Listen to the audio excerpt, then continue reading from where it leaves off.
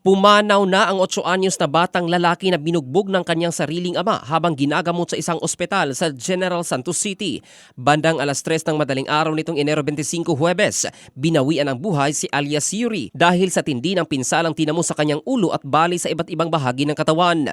Una rito, nagalit umano ang sospek na kinilalang si Roy Canlaon Jr., 34 anyos, dahil sa hindi pagsunod ng biktima sa utos ng kanyang ama sa mismong birthday, kaya't napagbuntunan ng galit, binugbog at hinampas pa sa lupa ang anak at kinagat pa nito ang hita ng bata. Hindi pa nakontento ang ama, ginawa pang una ng anak na hindi na gumagalaw.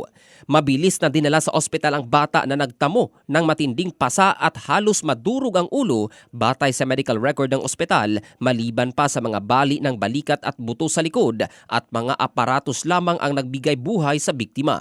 Sa panayam ng Brigada Gensan kay Irene Cabrera Alimama, tiyahin ng bata, sinabihan na sila ng doktor na tanggalin na ang oxygen, ngunit hiniling nilang huwag muna dahil sa pag-asa ng milagro at para na rin maabutan ng kanyang ina ang bata. Dumating ang ina ng bata na si Ivy Joy Cabrera galing ng Maynila na nagpoproseso ng papeles para sana magtrabaho sa Middle East, ngunit hindi na naabutan at nakitang buhay ang kanyang anak.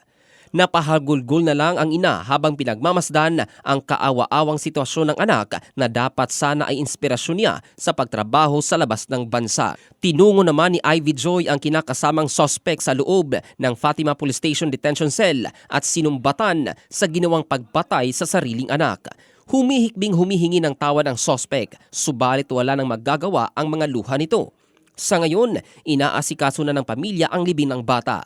Nabatid na madalas umanong nananakit ang sospek sa iba pa nitong mga anak sa tuwing nalalasing ito. Ang balitang ito ay hatid ng Drive Max Adult Herbal Capsule para sa lalaking laging umaangat.